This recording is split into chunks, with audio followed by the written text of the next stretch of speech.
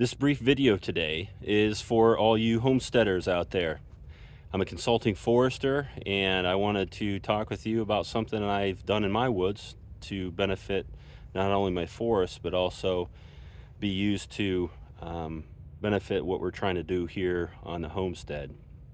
And that one recommendation is crop tree release. So I've done crop tree release in my woods here for the purposes of future maple syrup production.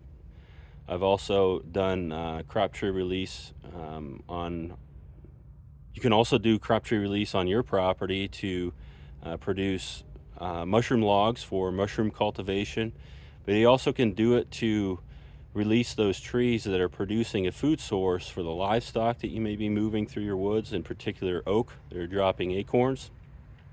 And so I just wanted to show you what I've done here on my property as far as crop tree release and also the mushroom cultivation aspect, where I wasn't doing crop tree release in the instance where I was cutting the trees down, but you could utilize those logs for mushroom cultivation. So let me show you what I've done on this property, on our little property here.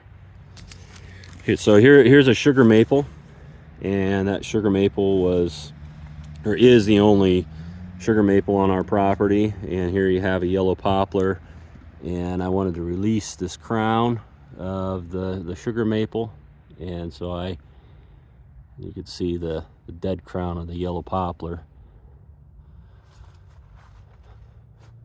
And my hope in the future is to possibly cut this one down, this red maple here, utilize it for firewood. But you can see the mushrooms here on this guy, and this has been dead now for 2 years.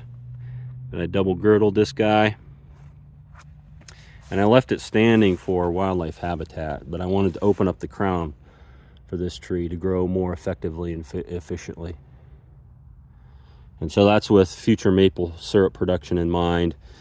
And then there's also a lot of red maple in here that I'm probably going to do crop tree release on as well, because we're going to tap the trees here in the future.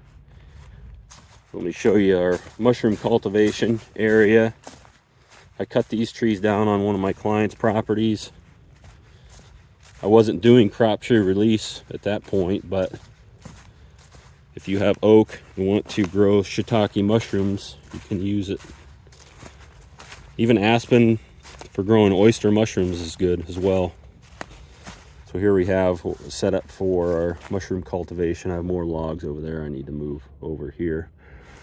But I did do crop tree release over here.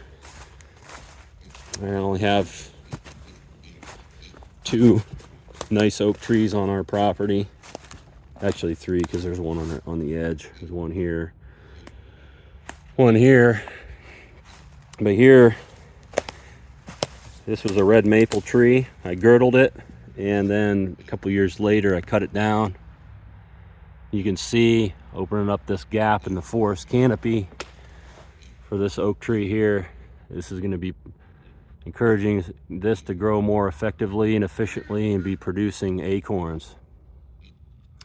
So if you have pigs, we haven't moved our pigs through the woods yet, but if you have an oak forest and you're moving your livestock through there strategically, in particular pigs, you can do crop tree release to encourage those trees to produce more acorns, and also producing more acorns not only for the livestock but for the wildlife as well. So I hope that's helpful to you, and something I can pass along to all you homesteaders from a consulting forestry perspective on how to better manage your forest for healthy woods and wildlife and productivity on your homestead.